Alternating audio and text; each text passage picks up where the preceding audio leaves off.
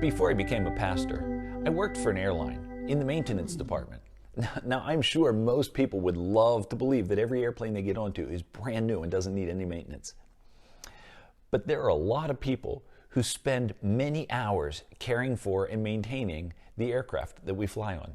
If you've flown very often, I'm sure you must have at some point been delayed by an aircraft that was broken. It required maintenance. Something was wrong with it.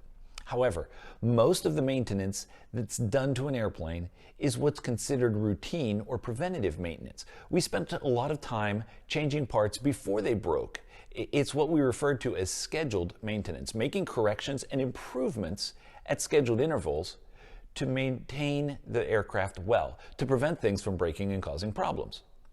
Perhaps if you're a homeowner, you've done something similar. You replace your roof not because it's already leaking, but because it's getting old, it's wearing out, and you don't want to have a problem because you know it's just a matter of time.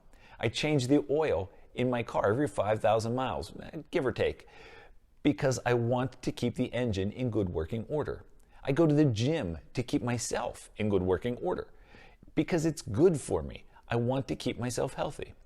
The second law of thermodynamics talks about entropy. And it's a reality that things don't get better, they tend to wear out and fall apart. This is true of airplanes and houses, cars, and people. We are all wearing out and falling apart. So the wise thing to do is preventative maintenance. Too often, our tendency is to focus only on catastrophic events. An airplane crash, a house destroyed by fire, a car totaled in an accident, a person having a massive heart attack. But the reality is that the demise of most things in this world is a slow, gradual fade from new to old, from shiny to rusted, from strong to frail. That's why maintenance is so important. It is quite literally maintaining something, keeping it from wearing out and falling apart. This is also true of relationships. If we don't spend time maintaining and improving our relationships, we shouldn't be surprised if they show signs of wear and tear, and sometimes they break. The Song of Songs, the last of the books of poetry in the Bible, attributed to Solomon, is a collection of poems between Solomon and his lover. In it, the author uses a lot of imagery to paint a beautiful picture of a God-honoring courtship and marriage.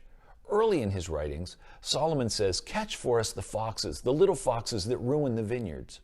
Foxes, especially little ones, may not seem like a big problem, but they have the potential to destroy.